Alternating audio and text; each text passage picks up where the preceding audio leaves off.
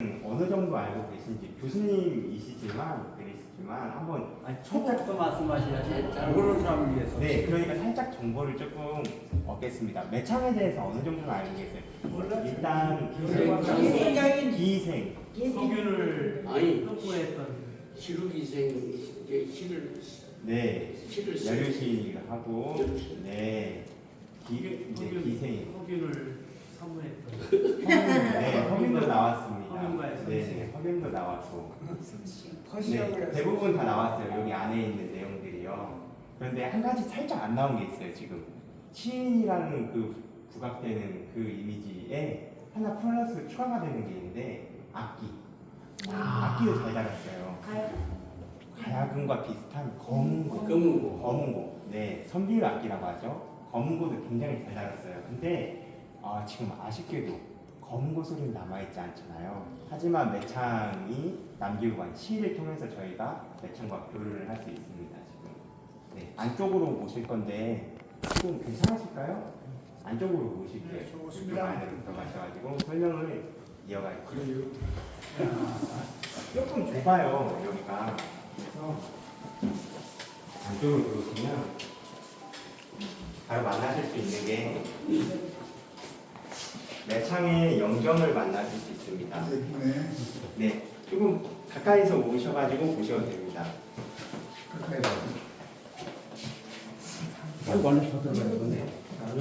여기 회장 이의원이 제일 보고 싶어했어요. 네. 우리 누님이요. 아, 네. 네. 이게 매창을 딱 보셨을 때 어떤 느낌이 드시나요? 아름답고 생각했던 그 모습이신가요? 아니면 생각했던 기생의 이미지보다는 좀 아니. 편안한 느낌. 유경수 여사님 많이 닮은 것 같은데. 유경수 여사님 많이 닮은. 그거를 말씀드리고 싶었어요. 네, 이 작가분이 처음에 이거는 그때 당시에 그려진 그림이 아니고 현대에 그려진 거잖아요. 그래서 아무 기록도 없는데 어떻게 상상해서 그려볼까 했을 때 처음 딱 생각한 게 기녀의 모습보다는 종합 예술인으로서의 표현을 하고 싶다 해가지고 이 순간 자체도 아까 제가 서두에 말씀드린 것 같이 연주, 가야금, 검은고 연주를 하고 막 자리에 앉을 때 그 모습을 포착하고 싶었대요. 그래서 자세히 보시면 입을 벌리고 있어요, 살짝. 그래서 여기에서 숨을 살짝씩 가다듬는 모습과 잔머리도 조금 삐질삐질 나와가지고 땀에 젖은 모습, 그 순간을 포착하고 싶었대요. 그래서 이게 제가 서예 이제 이런 거에 일가견은 없고 한국화 일가견은 없지만 대체법이라고 그 인물의 그 표면만 뿐만 아니라 숨겨진 감정까지 담고 싶을 때 그 대체법을 사용하는데, 대체법이란 뭐냐? 앞에서 그리는 게 아니라 뒤에서 그림을 그리게 돼요. 네, 그래서 이게 예전부터 탱화라든지 불교 미술에서도 많이 사용했던 건데 그런 기법으로 그림을 그린 겁니다. 근데 상상 속의 여인을 어떻게 그렸냐? 그러면 어떻게 그려볼까 생각을 했었는데 부안에서 여기에서 관기였기 때문에 외부로 나가지 않았잖아요. 그래서 여기에서 태어나고 죽은 매창을 가장 잘 닮았을 것 같은 부안에서 나고 자란 여고에서 학생들을 모집을 해서 7명 조합을 해본 거예요. 그러면은 매창의 모습이 나오지 않을까 해서 조합을 했어요. 이게 근데 결과가 사실 10대의 모습은 아니죠. 아니죠. 네, 그래서 딱 완성을 했는데 살짝 아쉬웠대요. 왜냐면 자기가 담고 싶은 거는 30대의 여인인데 너무 어리게 나와버려가지고 그거는 여기에다 안 걸고 이 모습은 30대의 여인으로 다시 그려진 작품입니다. 네, 그래서 영영이 상상하게 됐고요. 이쪽으로 보시면 이제 기록을 살펴보게 되는데 1573년도에 태어나가지고 1610년도에 이제 생을 마감하는데 38살이라는 짧은 삶을 살아갔습니다. 네, 그래서 이쪽에 기록들을 자세히 살펴보시면은 누구를 만났다, 누구를 만나서 시를 썼다. 이런 기록들이거든요. 근데 그럴 수밖에 없는 이유가 이때 당시에 매창은 천민이었잖아요. 그렇기 때문에 자신의 기록을 남기기가 힘들었어요. 그래서 당시에 유명했던 사람들의 기록에 의해서 지금 저희가 만나고 있는 거라 그쪽 유명한 문집에 매창의 글이 뭐 짧게나마 남아있고 시를 주고받았다 이런 기록을 통해서 저희가 보고 있는 거라 그런 것들을 차근차근 연구해서 모으고 있습니다. 그래서 아마 다음에 오실 때는 또 하나가 더 추가될지도 모르겠어요. 근데 또 그랬으면 하는 바람입니다. 그리고 전체적으로 조금 봤을 때 이 살다간 시기를 보면은 매창은 조선의 큰 사건이죠. 임진왜란을 겪은 시대에 살다 갔어요. 그래가지고 우여곡절이 많았죠. 여기에서 중요한 점이 임진왜란 때 그 유명한 이화우 훗날일제가 탄생하게 되는데 어떤 연유에서 그게 탄생하게 됐는지 안쪽에 가가지고 조금 더 설명을 이어가겠습니다. 보시겠습니다.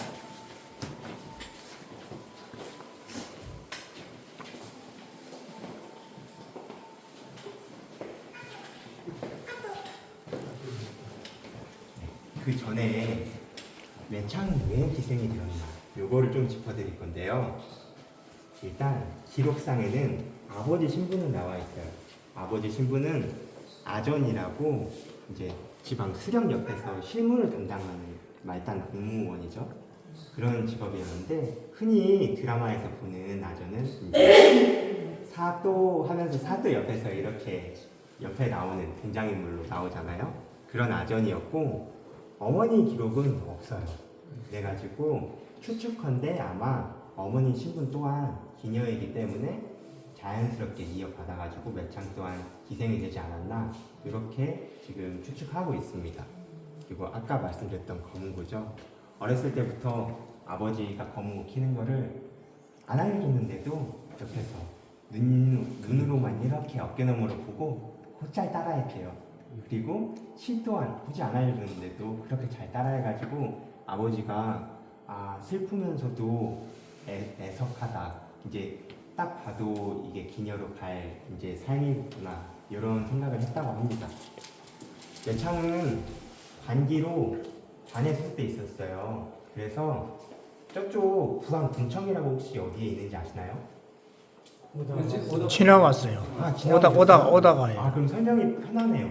부안 군청 거기가 옛날에 부안 관아터예요. 그래가지고 거기가 매창의 집이기도 합니다.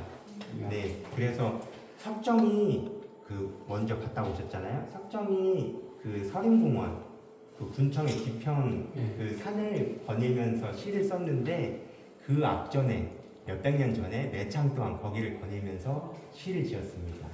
네, 그래가지고 네 거기 부안에 머물면서 그러면 거기 안에 갇혀 있으면서 어떻게 사람들과 교류를 했을까 하는데 교류는 여기 부안에 발령받거나 찾아오는 유명인들, 공무원들, 고위 공직자들을 대체로 많이 만났습니다. 그래서 여기 대체로 다 공무원들이신데 대표적으로 보면은 한준경이라고 여기 이제 전라 관찰사로 와가지고 지금의 도지사죠. 전주에 이제 발령을 받아가지고 오면은 먼저 하는 일이 각 지방에 있는 기생들을 모아가지고 환영회를 열게 됩니다. 그때 매창도 대표로 가가지고 하는데 한중점이 시를 잘 쓰지만 그때 분위기에 안 맞는 조금 침울한 시를 쓰게 돼요. 그랬을 때 자중들이 갑자기 쥐죽은 듯이 조용해졌었는데 매창 아무도 못 나섰는데 매창이 그때 나서가지고 시를 차원해가지고 다시 분위기를 경쾌하게 이제 잔치로서 이렇게 분위기를 전환하는 그런 시를 썼다고 해요. 그래가지고 매창의 시가 얼마나 대단한가, 시적 능력이 대단한가를 알 수 있었고요. 이쪽으로 보시면 신광세라는 사람은 이제 부안 현감으로 발령받아가지고 여기 오는 사람인데 여기 딱 보면은 또 첫 번째로 하는 일이 부안 유람을 한대요. 그래가지고 지금은 부안 여행하면은 바닷길로 많이 가잖아요. 근데 그때 당시에는 산행을 많이 했대요. 그래가지고 산 높은 정상에 올라가가지고 내려다보면서 시를 짓고 했는데 그런 시들이 이렇게 남겨져 있습니다. 근데 이런 공직자들 말고 매창이 되게 흠모하고 사모했던 사람들이 있는데 인연이 깊은 두 사람 뒤쪽에서 설명해 드리겠습니다. 흡인이 나오네. 이 두 사람을 보시면은 아마 두 분 다 알고 계신 분들도 많으실 거예요. 근데 일단 서변을 보자면 너무나 다 잘 아시죠. 네. 당대 이제 최고의 사대부 집안의 자제고 이쪽 반대로 유희경이라는 사람은 혹시 많이 아시나요? 대체로 찾아오시는 분들은 사실 대부분 모르세요. 여기 지금 계신 분들은 알고 계실까요? 모르고 계실까요? 아, 대부분 아시나요? 아, 대부분 그럼 아신다고 설명을 이제 이어가겠습니다. 이제 두 사람의 신분 차이는 확연히 차이 나잖아요. 집안이 허균은 당대 최고의 집안이었고 유희경은 천민 출신이고 그런데 시로는 유희경 또한 난 뒤지지 않았어요.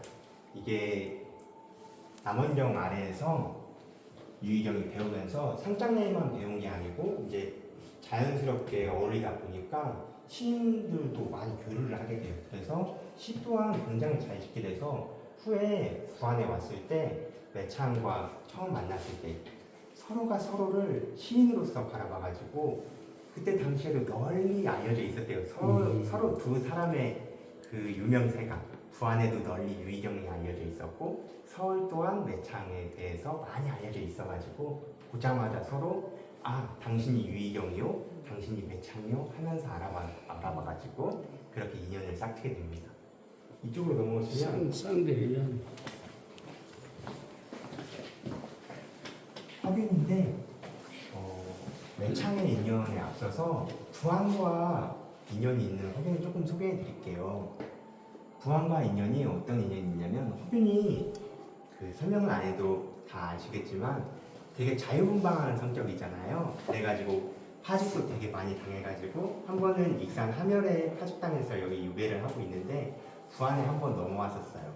그때 넘어왔을 때 매창을 만났었는데 그게 시로 지금 편지로 남아있는 게 얼마나 좀 자유분방했으면 자기가 발령받아가지고 가는 그 길에도 그 기생들을 수십 명씩 끌고 다니면서 해가지고 또 파직을 당하고 이런 사건들 때 이제 좀 문란한 사건들을 많이 일으키는 되게 문제아였는데 그럼에도 불구하고 매창을 만났을 때는 그런 문제를 일으키지 않고 잠자리도 같이 하지 않았다. 그래서 우리가 혹여나 그때 내가 하던 대로 했으면은 이렇게 10년 동안이나 우리가 교류를 할 수 있었을까? 이런 편지를 남길 정도로 서로의 이제 교류와 우정은 굉장했고요. 그리고 매창이 죽고 나서도 그 소식을 접해서 슬퍼해서 옆에 보시면 애계랑이라는 매창의 죽음을 슬퍼하며 이런 시와 함께 매창의 죽음을 애도하게 됩니다. 근데 이 두 사람 중에 매창이 사랑했던 사람, 그 사람이 누굴까? 여기 뒤에 써 있는데 뒤에 잠깐 보시겠어요? 유희경. 유시경. 유희경입니다. 유희경. 네. 유희경을 살짝만 설명을 드리자면 유희경은 나이가 그때 매창을 만날 때 나이가 매창은 19살 그리고 유희경은 그때 당시에 30살이 넘었어요. 그래가지고 나이 차이가 굉장히 많이 났어요. 그래서 나이에 상관 않고 서로 딱 보자마자 아까 말씀드린 것 같이 당신이 매창이요? 하고 딱 시를 지어준 게 선녀의 모습과 같다 이렇게 시를 넘기거든요. 근데 유희경은 사실 천민 출신이기 때문에 자기가 연문설 이런 것들을 전혀 남기지 않아요. 되게 행동 거지를 좀 바르게 하는 사람이거든요. 왜냐하면 조금이나마 흠집이 나면은 자기가 이제까지 높게 올라가려고 했던 것들이 한순간에 무너지게 되니까 그런 걸 굉장히 조심하는데 매창을 만나고는 비로소 기록에는 비로소 파괴하고 서로 풍리를 기겠다 이렇게 기록이 남아 있는데 그렇게 매창과 함께 즐기고 이 시로서 이렇게 주고받았고 사랑을 나누게 됩니다.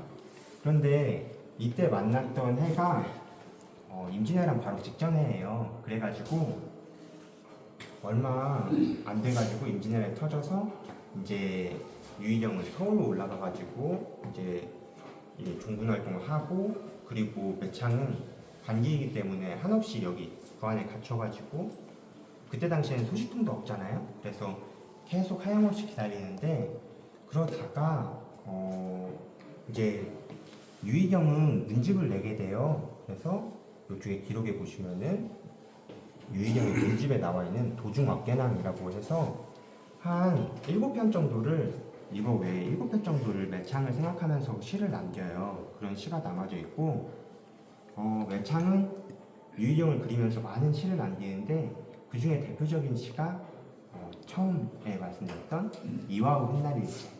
네, 그게 매창이 유희경을 생각하면서 쓴 시가 되겠습니다.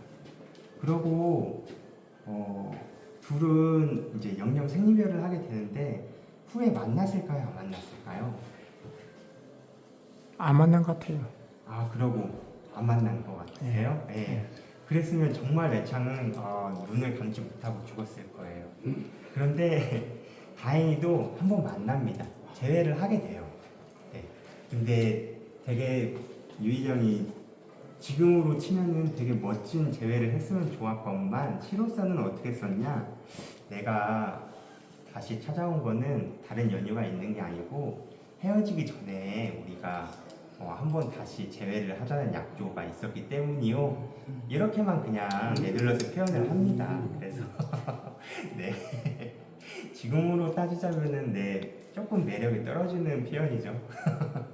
그런데 그렇게 만나고 얼마 지나지 않아가지고 매창은 이제 병을 얻고 생을 마감하게 됩니다. 34살에 죽었죠. 네, 34살. 네? 38에 죽게 38? 네. 매창의 이미지가 이렇게 그런데 잘생긴데 빨리 죽었어. 그 매창의 이제 사망 연도를 이제 나와서 말씀인데 삼천동이구나. 네, 유희경은 굉장히 또 장수를 해요. 반대로 유희경은 90 넘게 장수를 합니다. 네, 그래가지고 네, 신분 또한 굉장히 많이 상승을 하게 돼서 후에는 이제 문집도 남기게 되는 천민에서 결국 문집도 남기게 돼요. 그래서 이런 시들도 많이 접할 수 있게 됩니다. 제가 해설을 할 때 간단하게 매창을 알려주세요라고 하면은 요 말씀을 많이 드려요. 북에는 황진이, 남에는 매창. 요 말이 당대에도 굉장히 많이 퍼졌었던 말이래요. 그래서 그렇게 매창과 황진이는 기견될 만한 서로 그 인물들인데 시대로 따지면은 황진이가 살짝 앞선 시대에 살다 갔어요. 그리고 얼마 지나지 않아서 매창이 태어나는데 황진이의 이제 재림이라고 부를 정도로 굉장히 바뀌면서도 다른 모습을 보입니다. 일단 다른 모습은 그림으로 한번 보세요. 매창의 그 그림 표현과 황진이의 그림 표현. 매창은 되게 좀 다소곳하게 순수하고 네, 순수하고 다소곳하게 생겼고 저는 활기를 치고 네. 좀 네, 요거는 좀 춤바람이 나는 사람 같고 네, 맞아요. 그 황진이에 대한 일화가 또 있는 게 되게 남자들을 쥐락펴락 해가지고 수행하고 있는 지족선사를 이제 파괴시키고 막 이런 일화들이 굉장히 많이 전해지잖아요. 근데 그렇듯 되게 이쪽은 황진이는 전국구로 이렇게 돌아다니면서 시를 짓고 했고 매창은 부안에서만 이렇게 시를 지었는데 그게 매창은 시에서도 많이 등장해요. 내가 밖에 못 나가고 그 농학이라고 시 중에 새장 안에 갇혀있는 새 같다 자신을 이렇게 표현을 하거든요. 근데 요게 후대에는 조금 장점으로도 승화가 됩니다. 어떤 장점으로 되냐면 황진이는 갖지 못한 걸 매창을 갖게 되거든요. 그게 뭐냐? 갇혀있다 보니까 황진이는 전국적으로 퍼지니까 시들이 입에서 입으로 안전해지는 거예요. 그러고 다 사라지는데 매창은 구한 사람들 입에서 입으로 전해져서 조금 덜 사라지게 돼요. 그래서 그럼에도 사라지는 걸 안타까워해 가지고 구한 사람들이 합심해서 매창 집을 내게 됩니다. 근데 요거는 조금 굉장히 특이한 케이스죠. 이게 천미님에도 자신의 문집을 갖고 있다는 게 네, 요거는 조금 특이한 케이스고 어찌 보면 좀 구한의 자랑이기도 합니다. 다른 사람이 내는 것도 아니고 구한 사람들이 합심해서 요거를 냈다는 게 그만큼 매창을 어떻게 구한 사람들이 생각하느냐 요거를 알 수 있는 대목이고요. 지금 매창 집은 저기 3점이 남아있는데 국내에는 서울 간송미술관에 2점 남아있고 한 점은 하버드대학교에 남아있어요. 어떻게 거기로 하게 된 거예요? 그걸 굉장히 잘 궁금해 하시는데 그 사연은 알려지진 않았어요. 거기 하버드대학교 동양학에 관련된 그 모아놓은 도서관 쪽에는 뭐 이것뿐만 아니라 지금도 알려지지 않은 것들이 굉장히 많이 있대요. 근데 접근이 굉장히 제한적이에요. 그래서 뭐가 들어있는지도 알 수 없는데 아마 이제 세계대전 때 여기저기 흩어져 있는 것들이 아마 싸그리 같이 넘어가지 않았을까라고 생각을 하고 있어요. 이렇게 해가지고 요게 당시에 매창 사후에 어디에서 가능이 되느냐 모판본인데 이 모판본이 계암사 혹시 아시나요? 네, 계암사에서 여기 스님들께서 찍어내게 돼요. 그런데 들리는 일화가 요 모판본이 하도 인기가 많으니까 매창이 죽고 나서도 이거를 스님들 이제 일을 지장이 있을 정도로 계속 찍고만 있는 거예요. 그래가지고 이래서는 안 되겠다 해가지고 스님들께서 불태워버렸다, 불사질렀다 이렇게 전해지고 있습니다. 네, 실제로 불사질렀는지는 모르겠어요. 그게 아직까지 발견이 되지 않으니까 됐던 매창집이고요. 여기에는 지금 아까 설명드린 대표시 이화호 훗날일제는 들어있지 않은 매창집이에요. 여긴 다 한문으로 된 한시만 들어있고 58수가 들어있습니다. 그리고 이 58수 여기에서 들을 수 있는데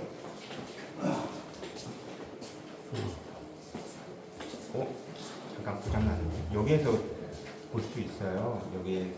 여기도 나오고 근데 아까 제목만 읊어드렸던 농학 그게 매창이 죽기 마지막에 지은 시예요. 제일 마지막에 자신의 생사를 한탄하면서 지은 시고 그리고 이 모판문에도 없는 한시 말고 이제 시조가 어떻게 들어가게 되느냐 이거는 이쪽에 보시면 나옵니다. 이게 1900년도에 와가지고 번역집을 내게 돼요. 근데 이게 매창 시집 간행이라고 적혀 있어서 조금 헷갈리는데 이게 누가 지은지 아세요? 번역본을 신석정 선생님이 하십니다. 네, 맞아요. 신석정 선생님이 하게 되세요. 그래가지고 여기 부안에서 전에 내려오던 시 몇 편이랑 그리고 이화호 훗날일제를 석정 선생님께서 읽게 돼요. 그래가지고 지금 이렇게 저희에게 알려진 거고요. 그 이후에도 이 허경진 교수님 여기에서 조금 많이 연구를 하시는 분인데요. 이 교수님께서 아까 말씀드린 아니 어쩌다가 미국 도서관까지 들어갔지 그 책이 매창책이 그거를 발견하신 분이에요. 이 교수님. 그래서 이거를 토대로 이 연구를 하셔가지고 이거 공간을 꾸미게 됐습니다.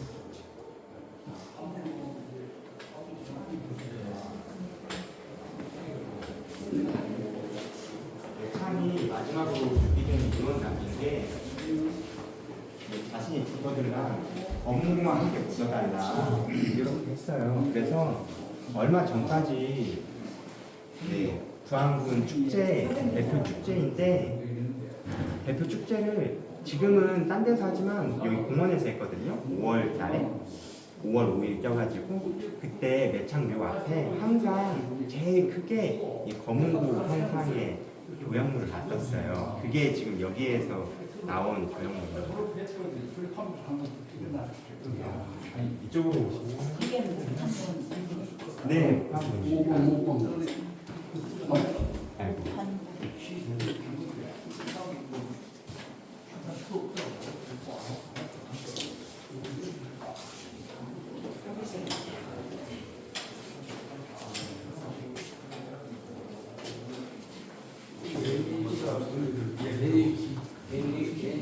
그거를 여기에서 말씀드리려고요. 여기 잠깐 와주세요.